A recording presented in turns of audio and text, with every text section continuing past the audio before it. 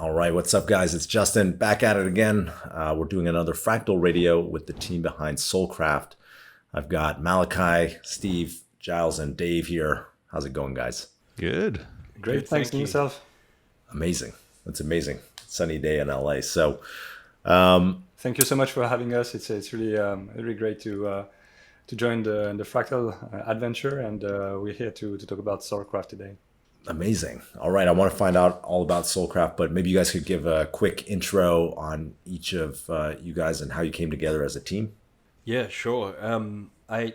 It started off. I started off gaming in the on the Wax blockchain initially, and I was playing a game called Alien Worlds, which is kind of like a click to mine, play to earn, passive kind of earning game, and a few of the people I met along the way in the communities, in the Discord communities, we got chatting, and we could see just enormous potential for Web3 gaming and play to earn. So, I being fairly ambitious and from a background in the corporate world of managing teams of people, I had to get a team going and create our own ecosystem within the world of Web3. We knew that that was going to be the future of gaming, and I still strongly believe that, no matter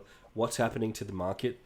And so upon the journey to create the team, I did the first thing that most people do, is you go straight to YouTube. And one of the first results that I found was actually Giles. He had his coding tutorials on indie games, because initially it's a 2D game that we wanted to launch, an indie game where you can play to earn. And at the time I was playing Alien Worlds and mining, and you're clicking a button, and I was like, if there's thousands of people playing this game where you're just sitting here clicking a button, boring as crap, there is so much potential for us to make this more fun. And so when I got talking with Kadarius and just discussed my vision with him, and he had already been building a DEX, he had been creating tutorials for gaming, and he was fully on board. And then that's kind of where it first started. And then we were like, let's find a blockchain. So we were initially looking at Wax blockchain, but we didn't like how a lot of the games were set up and the limitations, and we saw the potential on Solana and the scalability, and we decided to reach out to that ecosystem, which is where we came across Stinky Duck, Steve. One of our friends, P-Dub, referred us and said, you need to speak to this man. And Stinky Duck was absolute degen, OG, NFT collector. He had been in all the OG collections. He had been rugged a few times. He was a veteran. And so he was connected to... Because the one thing about Solana that we didn't realize when we first walked in is you won't make it if you're not plugged into the underground society of different memberships that are all bound by NFTs. And Stinky Duck was, he was like plugged in. He had all the plugs in the back of his head to Solana Network. And the three of us combined knew we were onto something good there. We had a good complementary set of skills that worked well with each other, and from there we built out the team and picked up amazing team members along the way. I think Dave came on 3 months ago with us, and we're so proud to have him on board. He came from Blizzard and Warcraft, designing Warcraft 3 and World of Warcraft, and I think he could see that we were onto something. Obviously, when he first came on there, we weren't super knowledgeable and had experience in the gaming industry, but he's helping to line us up and align us with how we need to implement a proper a game that's going to immerse people into it, and compel them to play to earn and actually be more enjoyable than clicking a button like in Alien Worlds. Amazing. Sorry, Alien Worlds, if you're listening. Well, I spent a lot of time playing Warcraft 3 and World of Warcraft, so Thank you, I guess. Thank you. You're welcome. Yeah, I mean, I primarily worked on Warcraft 3 and a little bit of World of Warcraft before it released. So I don't know how much credit I can take for WoW, really. But people primarily know me for the Calling of Stratholme. And I get a lot of flack for that because I tell people what we were thinking at the time, and that upsets people because they thought something else. I was going to say, primarily I joined this project because I do see something special here. Codarius had already been moving along with the actual implementation of various things, and a lot of projects that I get to have no implementation at all. And so I've worked with over 15 NFT projects at this point. More than half of them are dead. But I have not just high hopes, but I'm going to stick it through with Solcraft to make sure that there's a finished product that is to a close standard of what people would expect from like a AAA PC game. Not saying that will be a AAA PC game, but it'll be close. The standards are there, and we'll see how close we can get given the time frames, which is always an issue. What makes this game different from the 7 or 8 games that you've seen that you've worked with that have died, or like every other NFT game? I guess what makes this team different? What do you see in like this project? Oh, I know that. The majority of the projects that I've gone through have had what I would call basically people there who are happy to rug pull if things don't go their way. Whereas I feel a very strong commitment from these guys to stick this through and make a game come hell or high water. So that's the sort of enthusiasm you need to even be in game development in the first place, because the game industry itself is kind of a shit show of like treating people like garbage. So it can get demoralizing along the way, but if the team's going to stick together, and I feel that they are, they're going to make it. So that's why I'm happy to stick around and advise them as long as they'll have me. Awesome. Justin, I'll add to that if you don't mind. Yeah. One of the things that I kind of brought into this community or into this team was just the mentality of building something as a unity.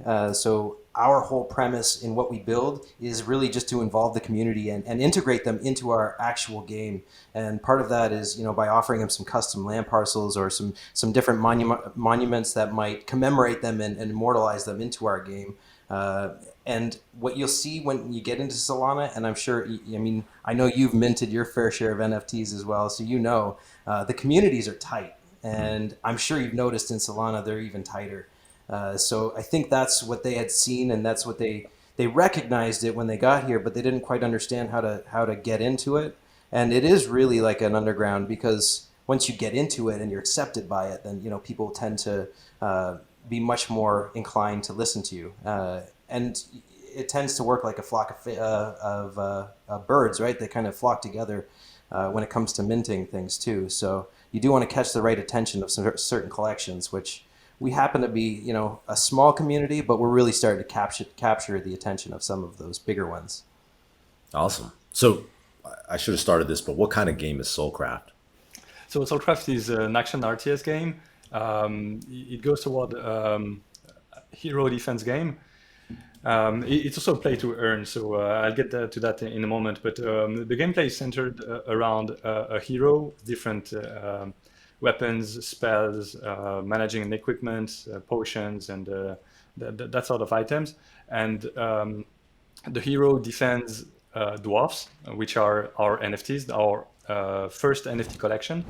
So the hero defends the dwarfs against waves of orcs that are coming stronger after each wave, so that's the central part of the game. And so while the dwarfs are mining the Solanite, which turns into our in-game token, our in-game currency, that currency can be used also to upgrade the equipment, buy additional weapons, stronger spells, upgrade armors, and that kind of thing. So, and all that will be in the world of Solania, where we also have other races coming, like our upcoming mint. Gotcha. So it's kind of like a hero defense game. You're controlling a hero like League of Legends or something like that, and defending against these waves of attackers. Yeah, in that spirit, yeah. And I just want to mention as well, one thing that we realized in the space that we kind of saw a lack of was a lot of games launching with no utility until it comes to the gameplay. So we've launched this game as a hybrid game where it caters to people who collect NFTs, who may not be traditional gamers as well, by giving them a portal. So you've got the traditional game kind of style, play to earn, built in Unity, and then on the other side you've got your hybrid that involves staking and kind of GameFi elements. We've already rolled out staking for our dwarfs, staking for our land, foraging for our pigs, where you can just stake them, click a few buttons, and send them away to get crafting items, which will soon be used in our crafting GameFi crafting platform. And the whole reason was because we don't feel that mass adoption has hit the marketplace, the ecosystem for Solana yet. We've still got a whole bunch of people that don't have time to game. They love NFTs. They want to collect artwork. They want to be part of them, but they want to be part of them more in a passive style. So we've created the hybrid portal to hold them over while we build this game that they're going to be able to see their NFTs in the game, playing and earning as well. But in the meantime, giving multi-utilities to offer to our community and any holders. Gotcha. So all of these NFTs, you can stake them and earn. So like, how does the token work, or like how do the economics of this work? So currently the staking is for pre-seed token. We did have an IDO scheduled, which we've delayed, which we thought was a very smart move, and we definitely don't regret that, is to delay our IDO until we can see a stronger position in the market, and our community were 100% behind that. And I actually saw an article from Y-Combinator saying, probably not the best idea to launch right now. You should go into a safer mode for companies and take away any unnecessary overheads and just build as hard as you can for as long as you can. And we took on that like articles like that and other advice from other companies to just, now is our time to shine, to build. In terms of the ecosystem and the tokenomics, so we're feeding our community these tokens that they're going to eventually be able to use in the game. We're creating a full economic loop where everything that they're earning, they'll be able to upgrade their items. They're going to be able to mint a few NFTs with their Solanite, which is our in-game token.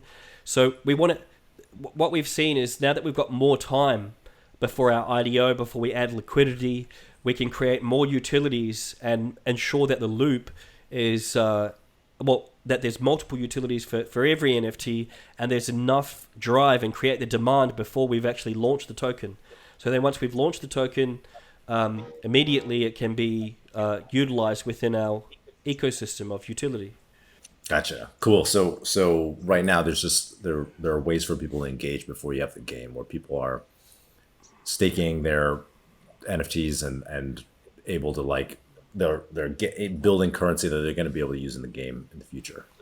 Yes. So yeah, the Solanite is going to be used for the first round of elf mints. So it's a way to reward our original holders of the dwarfs. Each one of them will get an allocation for one whitelist and at 500 Solanite to mint an elf. And then that elf will get an owl drop as well, and both are in-game characters. So it's pretty cool. They get, if they had a dwarf from the very beginning, they're going to be able to get an elf and then an owl as well. And then, like I said, the elves will be in-game. They won't have the same mining rate as the dwarfs, but they will have another feature that we're looking to implement with the elves to give them something different, because they're going to be more of like a healing, naturalistic type of character. Amazing. So the NFTs right now it sounds like they're primarily characters that you can play in the game. That and our land parcels. Yes, there is also a collection of land parcels that player can own. The land parcels will be a map in the game on which player can connect. and mine. So, to the owner, it will bring also a passive source of income with setting taxes on the land parcel.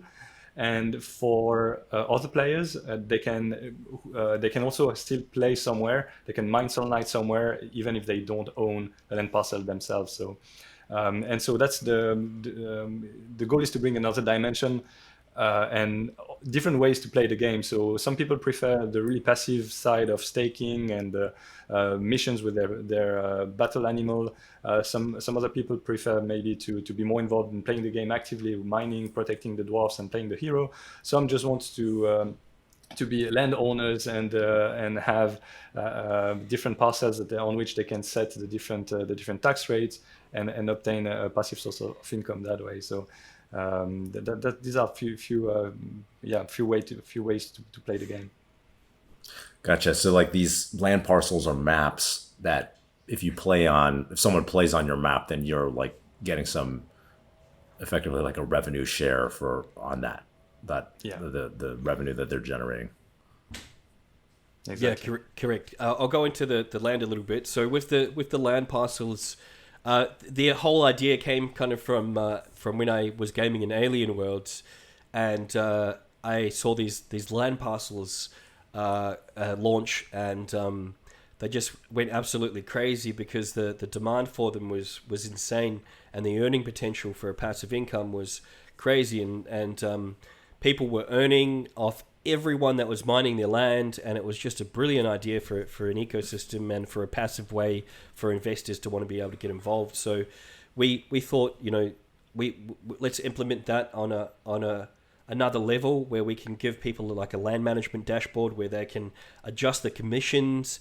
They can also put Solana NFTs as incentives in their land for, and that works well for example, if you have a community that doesn't have too much utility, like it might be a PFP community of, I don't know, stoned turtles, and you might want to add some utility around that, and you can purchase a land off Solcraft, and you can entice your members to come and mine and put your stone turtle NFTs in the land, so then when they're mining, they can not only earn Solanite, and which gives you passive income, but they can earn your NFTs planted in random blocks, and you can throw your own events. You can have it closed, so only people you invite to your land to mine are going to be able to mine it, and that creates a marketing drive of its own to the ecosystem for people to promote their own lands.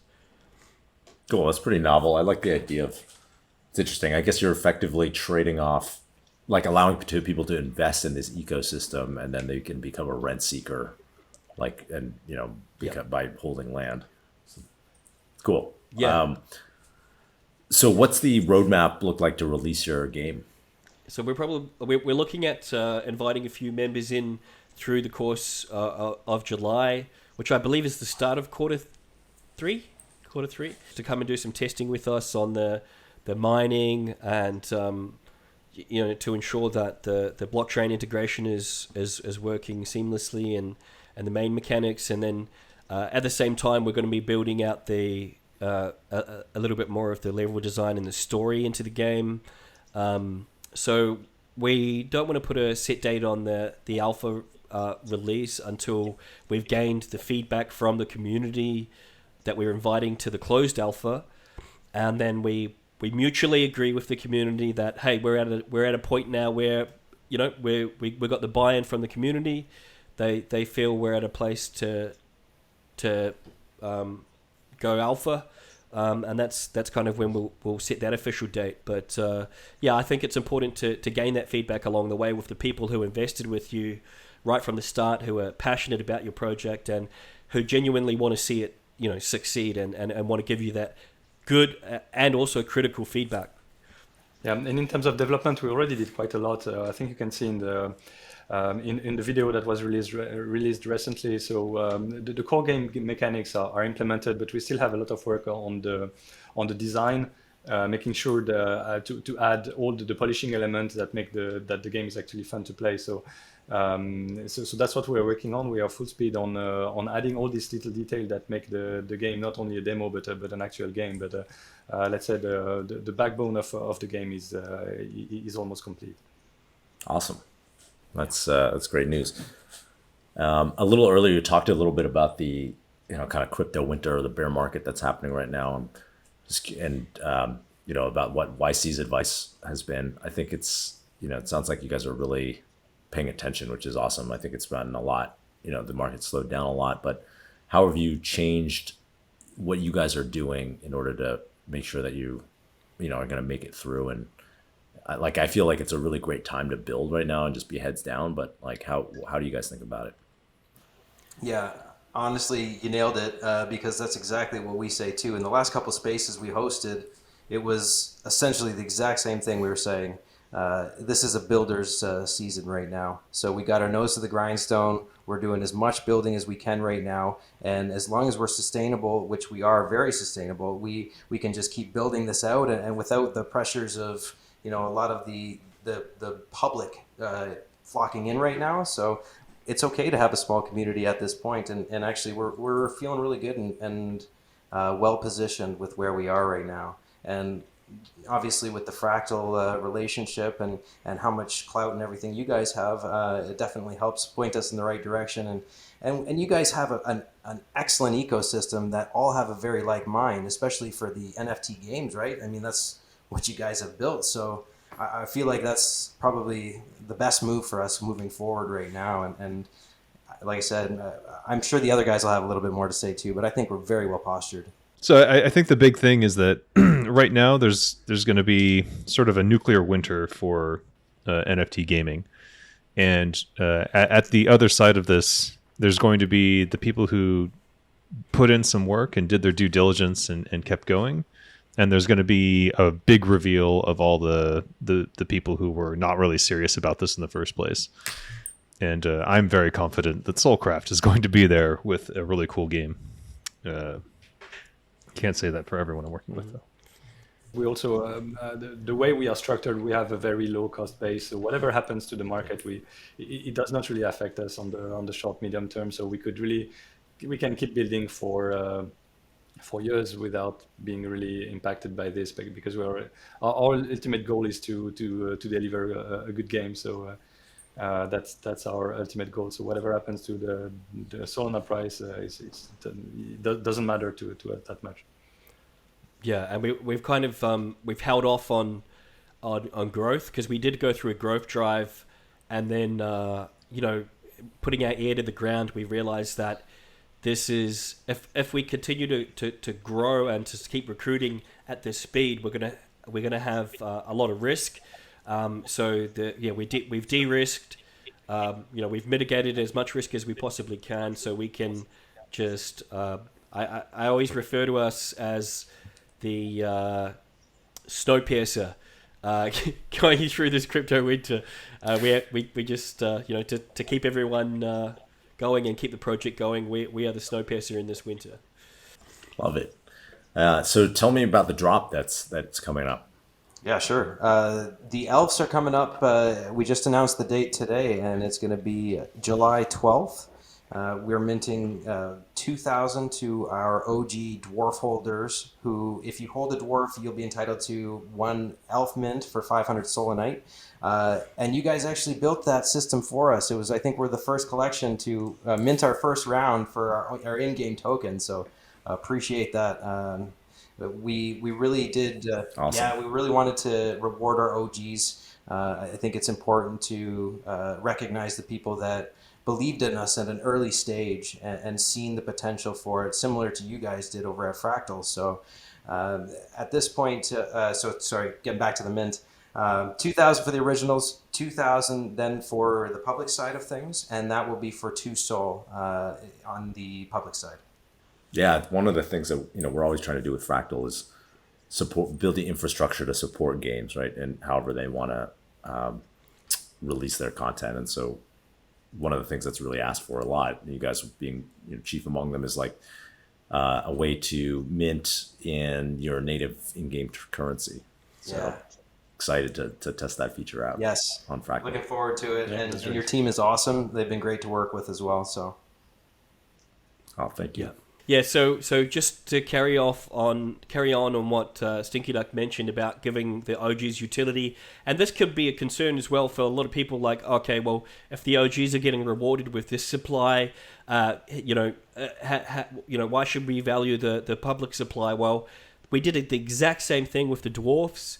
They are holding a pig in the PFP. You can see they're holding a pig. We dropped the pig for free to our community, and for an item that they received for free, there's a lot of value in it. It's almost at 1 sol value just of this free item, because we've created utility around it. As long as there is utility for each of the NFTs that we release, and the utility is a greater gold incentive to hold, we believe that we will continue to do this. And so with the dwarves, they got rewarded with the pigs. They also got rewarded by being whitelisted for the elves and whitelisted for the land. With the elves that are coming, you'll be rewarded by getting dropped a battle animal of an owl. And sorry, they sound similar from my accent, but an owl, as in hoot hoot, the animal, will be dropped to our holders. And they'll be able to straight away, we're going to create a utility for that, where they'll be able to send them on a foraging mission to gain crafting items that they can use in the crafting dashboard. They'll be able to breed their owl once we've released the breeding platform, which we're currently working on, and they're not too far away as well. So no matter whether you come in on and want to purchase a dwarf, or whether you come in at the Elf Mint, which is up and coming, we're going to ensure that there's going to be constant utility, because we don't want our assets to dive in value.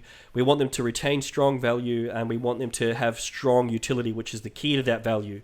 Without the utility and without the community, we're seeing this in so many other projects, they're scratching their heads wondering why something that has zero utility behind it, a lot of hype, is diving down. Well, they should have thought about that prior, and that's one thing that our community understand, and that's one thing we want to introduce to new people that we meet through Fractal that come into our community, is that whether if you're going to invest in a Solcraft NFT, we will ensure that it may not be super duper fun to do straight away to stake or anything like that, but you will have a utility. You will receive an ongoing utility that you'll be able to use for your NFTs.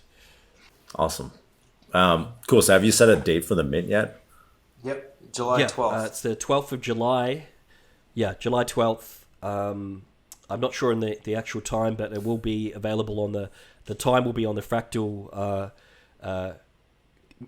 upcoming mints, and to supply 2,000 to the OGs, and then another 2,000 to the public as well, at two sol. And from what I saw, the price of sol is dropping a little bit, so we're not going to adjust our price to reflect that. 2 sol is locked in, so you're getting the opportunity for a low barrier of entry to be part of this game.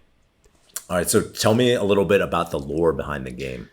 Oh, yeah. So I've been working on this for a little bit. I've actually done some live streams where I create lore with the community, and they can give suggestions and tell me what they'd like to see. I started with the origin of the universe, going back to there's nothing, and then an entity forms in a consciousness out of thin air, effectively. We call that the first soul, and then it's basically lonely and creates a whole universe. And at that point, we've got evil gods stemming from that who are trying to destroy his creations, the mortem. Then we've got the world of Invictus, which the first soul created in a hidden pocket to protect it from evil, or at least direct influence. And we have the starting races of the world, beginning with the Fae, who are just pure magical creatures who are running around creating life everywhere, totally chaotic.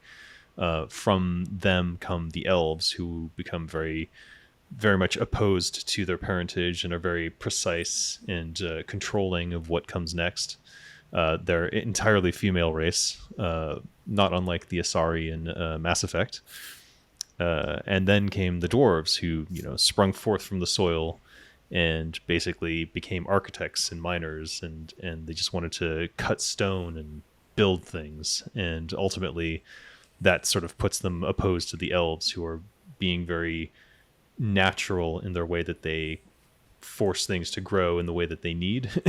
So the elves have the long view and the dwarves have the short term, let's build kind of view.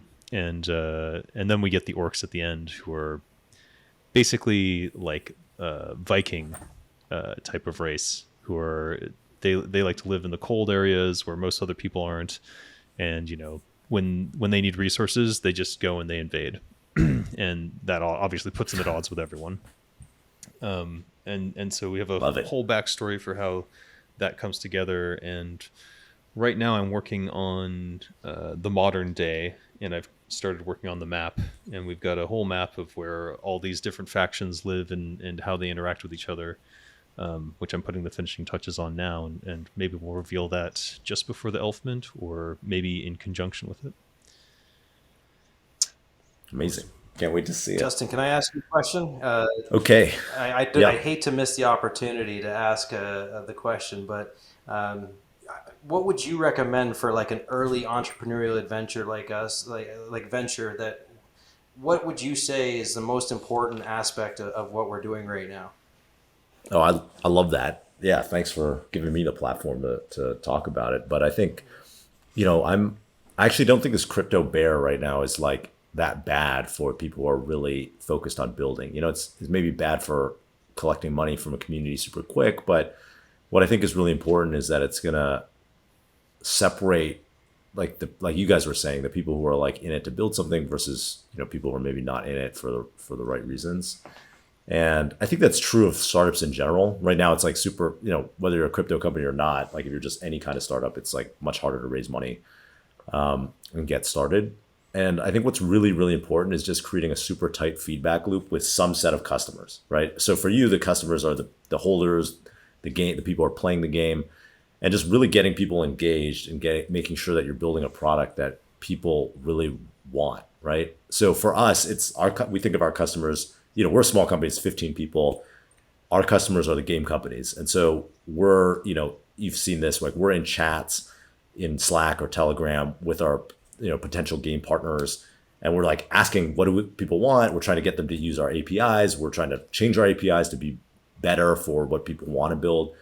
And my thought is like in the early days of Twitch, like all the investors thought it was stupid. They were like shit on it. They were like, this is not a thing. They didn't get why anyone would want to watch other people play video games.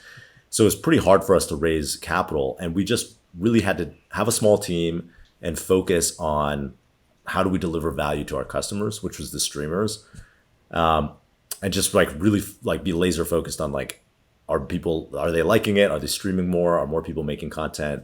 That was kind of our North Star. And so for here, we're doing the same strategy, which is like, let's just really focus on the gaming companies. And I think the constraint of like not having a lot of capital actually is a really good forcing function to focus, and really makes you ask yourself with everything that you're doing, like, is this providing, value? Is it driving metrics towards like what's important for us, right? And for you guys, I would think that what's important is, do you have a community of people who love it? Yes. Like, do they love, if it's the DeFi things that like you are rolling out right now that people are engaging with, are they engaging? Do they like it, right? As if it's the game, which hopefully happens, it sounds like it's happening really soon. Then it's like, are they playing the game? Do they like the game? How many hours are they playing? How much are people spending? How much like time or money inside of this ecosystem? And if you just like really focus on that, I think, it's kind of impossible to go wrong. You'd like know people like games, right? So like it's, it's just a matter of, can you create one that's really compelling, that really engages people? And then if you engage a small segment of people a lot, it's usually easy to expand to that to be a larger and larger group of people. That's perfect. Okay, that's really encouraging because I would say that that core community that we have is just like they're so gung ho about the Solcraft ecosystem. So I think we're doing it right. But that's really encouraging to hear from you, especially because you know, obviously it's difficult in these times, but you know, we are built to sustain, and we just want to make a fun game. Like that's the main thing for, I think, all of us on the team. We're really in it to make something cool that we're all going to want to play ourselves. Like we're all holders. We all can't wait to start playing these games. Like we're building these DeFi platforms, the missions, like we want them to be fun, you know, and engaging. Otherwise, you know, what are we doing it for? So, and really, I mean, yeah, if you build it right, the money will come. But you got to build it fun and entertaining so that people want to play it for more than, you know, 2 minutes and then throw it away. Like, everything my kids ever buy these days. So Same here. Love it. Yeah. And where can people find out more about Solcraft online? Like, what's your Twitter, Discord? Yeah, Twitter is Solcraft Game, and Discord is Discord. It's the end part is Solcraft, just all lowercase. Yeah. Discord.gg/Solcraft, you got it. probably. Awesome. Okay, guys, so we're excited about the mint, and thanks for partnering with Fractal. And we'll see you everybody on July 12th. Thank you Thank very you. much.